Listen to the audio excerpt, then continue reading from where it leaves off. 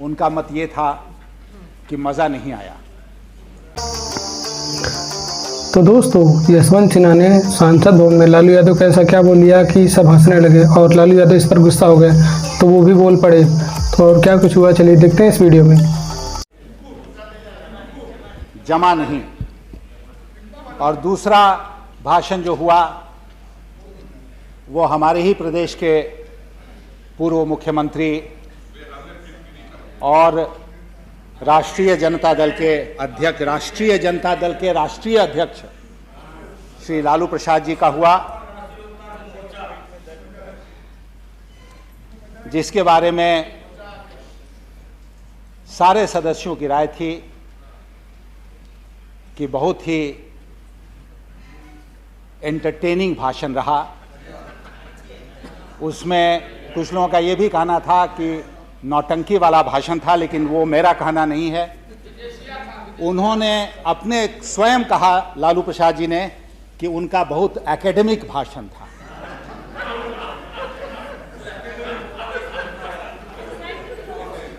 Academic भाषण please उन्होंने मतवाले मन से शुरू किया था। अभी तो उस डाल पर दो ही पंछी बैठे हैं, लालू जी और मुलायम जी, लेकिन जब वो बोल रहे थे तो उनके बीच में एक स्वामी भी बैठे हुए हैं।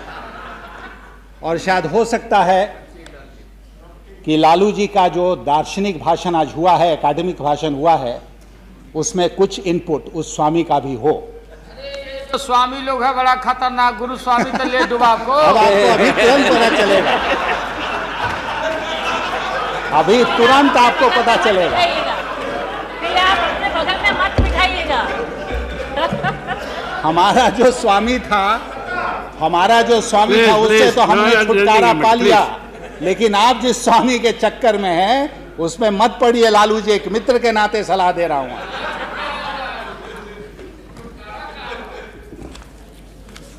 तो लालू जी का भाषण जो था उसमें तो कुछ ऐसा नहीं था जिसका उत्तर भी दिया जा सके, लेकिन जो विरोधी दल के माननीय नेता ने भाषण दिया उसमें उन्होंने कई बातों का उल्लेख किया जो, और हम लोग इस सदन में जितने बैठे हैं चुनकर आए हुए लोग हैं।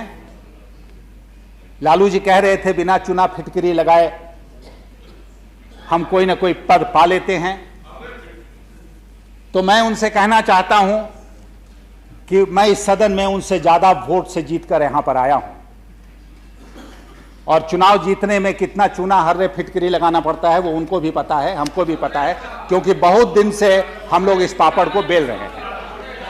ये जरूर है अध्यक्ष उपाध्यक्ष महोदय कि मुझे उनकी तरह जेल में रहने की आदत नहीं है, लेकिन मैं ये कहना चाहता हूं कि बचिएगा कैसे जेल जाने से, सोना बता दीजिए पहले। अच्छा तो देखिएगा ना। ना हम देख ही रहे। हाँ देखिएगा, आप बचे बहुत कोशिश किए थे आप कम कोशिश नहीं किए थे लालू जी, आप कम कोशिश नहीं किए थे। बचे हुए हैं आप। Lalu Prasad ji please please.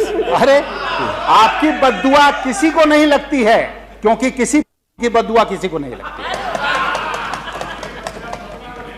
मैं कहना चाहता हूं अध्यक्ष महोदय, जब से ये राजनीतिक अस्थिरता का दौर शुरू हुआ इस देश में, तब से इस देश की अर्थव्यवस्था के ऊपर कितना बड़ा कुप्रभाव पड़ा है।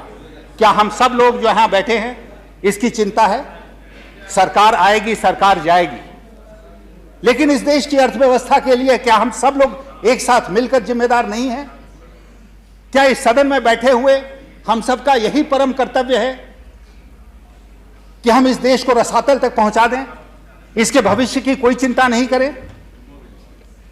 आप जानते हैं कि बंबई के स्टॉक मार्केट का क्या हाल हुआ है, आप जानते हैं कि रुपए के ऊपर इस राजनीतिक अस्थिरता के बाद कितना दबाव बढ़ा है। मैं तो मुबारकबाद देना चाहता हूं अपने देश के समझदार लोगों को, जिन्होंने इन सब राजनीतिक अस्थिरता के बावजूद भी सूझबूझ से काम लिया है, और जो बात हाथ से निकल सकती थी उसको हाथ से निकलने से बचाया है और आज भी हम मजबूती के साथ देश की अर्थव्यवस्था के ऊपर काबू में हैं। लेकिन मैं कहना चाहता हूं अध्यक्ष महोदय, क्या हुआ पिछले 12-13 महीनों में? बहुत सारे आंकड़े पेश होते हैं।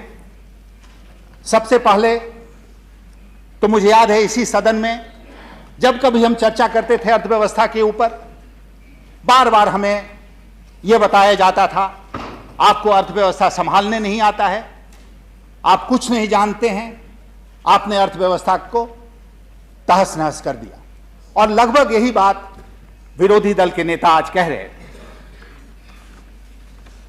आंकड़े हैं यहां पर। मैं कहना चाहता हूं इस देश में मंदी का दौर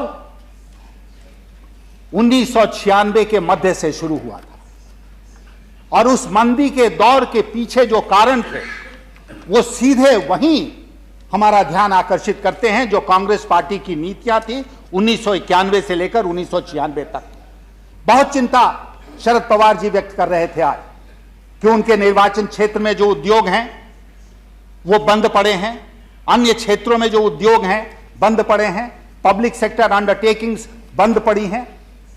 हमारी सरकार ने तो जोर देकर कहा है कि भारतीय उद्योगों की रक्षा करने के लिए जो भी हमें कारगर कदम उठाना पड़ेगा हम उठाएंगे और उसकी रक्षा करेंगे। भारतीय उद्योगों को आवश्यक रूप से नष्ट करके और नया उद्योग बनाने का यह हमारी नीति नहीं है। लेकिन आज जो लोग जाकर कांग्रेस पार्टी की गोद में बैठ रहे हैं, जो लोग आज उनका समर्थन करने के लिए आतुर हैं, जो उनके साथ मिलकर सरकार बनाना चाहते हैं, उनसे मैं पूछना चाहता हूं 1991 और 1996 के बीच में जो नीतियां चली उस समय उनके विचार क्या थे? आज वो विचार क्यों बदल गए? और आने वाले दिनों में क्या विचार आपके बिल्कुल बदल गए हैं? और आप जब गठबंधन करेंगे, आप जब उनके साथ मिलकर सरकार बनाने की जो बात सोच रहे हैं, तो आपको पता चलेगा कि फिर देश उसी तरफ जा रहा है। हम देशी उद्योगों की रक्षा करना चाहते हैं। हम चाहते हैं कि दुनिया के साथ जो हमारा तालमेल है वो स्नेही आगे बढ़े। इसीलिए हमने नेशनल एजेंडा ऑफ गवर्नेंस में कैलिब्रेटेड ग्लोबलाइजेशन की बात करी है और हमने डिस्टिंक्शन किया है, हमने एक अंतर किया है माइंडलेस ग्लोबलाइजेशन और कैलिब्रेटेड ग्लोबलाइजेशन। लेकिन मैं आपसे कहना चाहता हूं उपाध्यक्ष महोदय कि पिछले वर्ष जो जीडीपी के प्रगति का दर 5% था, इस साल हमने जब बजट पेश किया था उस समय मैंने कहा था ये 5.8%, 5.8% होगा। और अभी उस समय आंकड़ा जो कृषि का हमने लिया था, फूड ग्रेन प्रोडक्शन का आंकड़ा था 195 मिलियन टन। अभी जो न्यूनतम आंकड़े हमारे पास है, हम 200